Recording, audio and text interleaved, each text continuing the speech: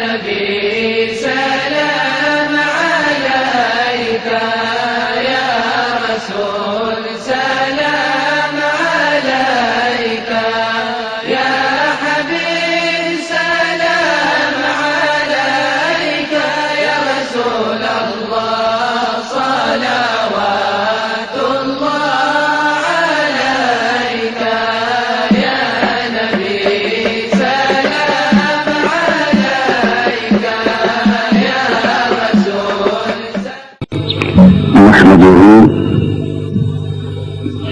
ونصلي ونسلم على سيدنا ومولانا محمد رسوله النبي الأمين المكين الحليم الكريم الرؤوف الرحيم أما بعد أعوذ بالله من الشيطان الرجيم بسم اللہ الرحمن الرحیم۔ اللہ رب العزت کا شکر ہے کہ آج چورا شریف کی اس مقدس بستی میں اور بابرکت سرزمین پر جو محبت انوار ہے اور منبع برکات ہے، زندگی میں عرصہ دراز کی خواہش کے بعد پہلی بار حاضری کا شرف نصیب ہوا۔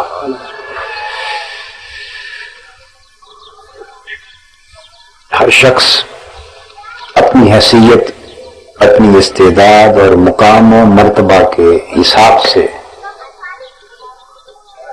توقع لے کے آتا ہے۔ میں تو نہ کسی حیثیت کا آدمی ہوں، نہ کسی مقام و مرتبہ کا، نہ کسی استعداد کا۔ میرا آنا تو اس غرض سے ہے، اور میں شکر گزار ہوں محترم المقام فخر المشائخ حضرت پیر سید کبیر علی شاہ صاحب دامت برکاتہم کا، جن کی دعوت اس سعادت سے بہریاب فرمایا۔ میں تو اس خیال سے آیا ہوں کہ اس چورا شریف کی بستی میں کی جو راہ ہے، اس راہ کی گرد کی کچھ خیر مل جائے، اس راہ کی گرد سے کچھ برکت نصیب ہو جائے تو یہ ساری متاع اور سرمایہ اور دولت و ہر چیز سے اعلیٰ ہے۔ اس لیے کہ اولیاء کرام، مشائخ اعظام، صلحاء، اتقیاء اور عشاق اور عرفاء، ان کی راہوں کی گرد میں ہی سارا کچھ ہے۔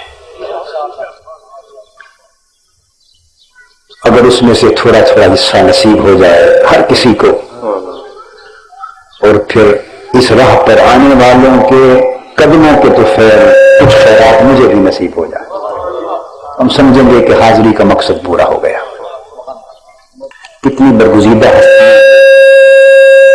کی آرام گاہیں اور ان کی مبارک، منور اور مقدس جگہیں یہاں موجود ہیں۔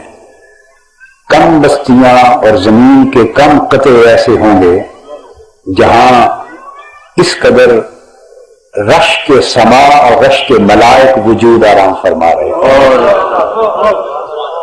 چھوٹی بستی اور بڑی جگہ، ایسی جگہ کہ جن پر جنت کے قطعات بھی رشک کریں۔ آپ خوش نصیب لوگ ہیں کہ اس جگہ سے آپ کو نسبت حاصل ہے اور آتے ہیں، اور آپ آیا کریں۔ ایمان کی کھیتیوں کی سیرابی انہی نسبتوں سے ہے۔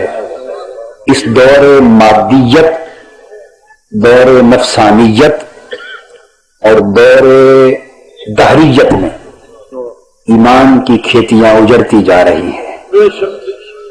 میں آپ کو ساری چیزوں کا، ہر بات کا نچوڑ اور خلاصہ بتا رہا ہوں۔ نہ کوئی مدرسہ اجڑتی ہوئی ایمان کی بستی کو آباد کر سکتا ہے، نہ کوئی مکتب، نہ کوئی یونیورسٹی، نہ کوئی ادارہ، نہ کوئی کالج، اور نہ زارا با یزربو کی گردانیں۔ ایمان کی بستی اجڑتی ہیں ان نسبتوں سے محرومی کے باعث، اور پھر سے آباد ہوتی ہیں یہاں کے فیض کے باعث۔ یہاں آیا کریں۔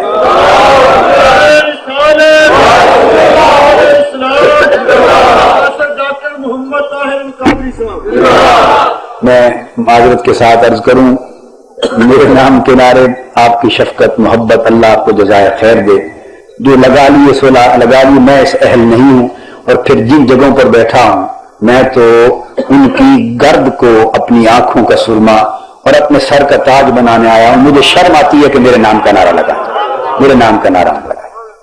جب بھی طبیعت چاہے نعرہ تکبیر، نعرہ رسالت لگائیں، اور چورا شریف کا نعرہ لگائیں جہاں بیٹھے۔ ہم سب زندہ باد ہیں انہی نسبتوں کی زندگی سے، اس کے سوا کچھ نہیں۔ اس وقت میں چند کلمات جو عرض کرنا چاہوں گا، چونکہ عرس مبارک کی مجلس ہے تو عرس کی حقیقت پر بیان کرنا چاہوں گا کہ ہم عرس کیوں مناتے ہیں۔ آپ کو پتا ہے کہ ایسا دور ہے، آپ علماء کی کتابوں کے حوالے دیں، اولیاء کرام کی تصانیف کے حوالے دیں، وہ کہتے ہیں کہ نہیں، قرآن و حدیث سے ثابت کرو، قرآن و سنت کے بغیر کسی چیز کو نہیں مانتے، بس قرآن و حدیث کی بات کرو۔ ماننا قرآن و حدیث کو بھی نہیں ہوتا جنہوں نے نہیں مانا، مگر ایک حجت کی خاطر کہتے ضرور ہیں۔ سو آج میں عرض یہ کرنا چاہوں گا، ضرورت اس بات کی ہے کہ تصوف کی بات قرآن و سنت کی زبان میں کی جائے، اولیاء کی عظمت، ان کی شان ولایت، حتیٰ کہ اپنے عقیدے کے ایک ایک پہلو اور ایک ایک گوشے کی بات کتاب و سنت کی روشنی میں کی جائے، تاکہ جس کو نصیب ہے ماننا اسے ہدایت مل جائے، اور جس نے پھر بھی نہیں ماننا تو اسے کم سے کم قرآن و حدیث کی مار تو پڑے۔ میرا مزاج نہیں ہے ایسی بات کہنے کا، لیکن میں نے کہا کہ کم سے کم پھر منکر ہو تو قرآن و حدیث کا منکر تو ہو۔ تو ضرورت یہ ہے کہ قرآن و حدیث کے حوالے سے آج اپنی بات کو بیان کیا جائے، اور سچ بات ہے یہ ہماری بات ہی نہیں ہے، یہ تو انہی کی بات ہے جن سے ساروں کی بات بنی ہوئی ہے۔ تو عرس کسے کہتے ہیں، اس کو قرآن و حدیث کی روشنی میں عرض کرنا چاہوں گا۔ اللہ رب العزت نے ارشاد فرمایا، جو آیت کریمہ کے چند مبارک الفاظ میں نے تلاوت کیے، یثبت اللہ الذین آمنوا بالقول الثابت فی الحیات الدنیا وفی الآخرہ۔ اللہ رب العزت ایمان والوں کو، اور سچ بات یہ ہے کہ حقیقی ایمان والے اور کامل ایمان والے یہی لوگ ہیں جن کی بارگاہ میں ہم حاضر ہیں، اور انہی کی بارگاہ سے ایمان کا اصل سبق ملتا ہے۔ اللہ رب العزت نے فرمایا کہ ان ایمان والوں کو اللہ قول ثابت کے ذریعے، اور قول ثابت سے مراد توحید و رسالت کی شہادت ہے، توحید و رسالت کی تصدیق ہے۔ کلمہ شہادت کہہ لیں، کلمہ توحید کہہ لیں، تو توحید و رسالت کی تصدیق، اشہد ان لا الہ الا اللہ واشہد ان محمد رسول اللہ، یہ کلمات قول ثابت ہے، ان کا اقرار اور دل سے تصدیق۔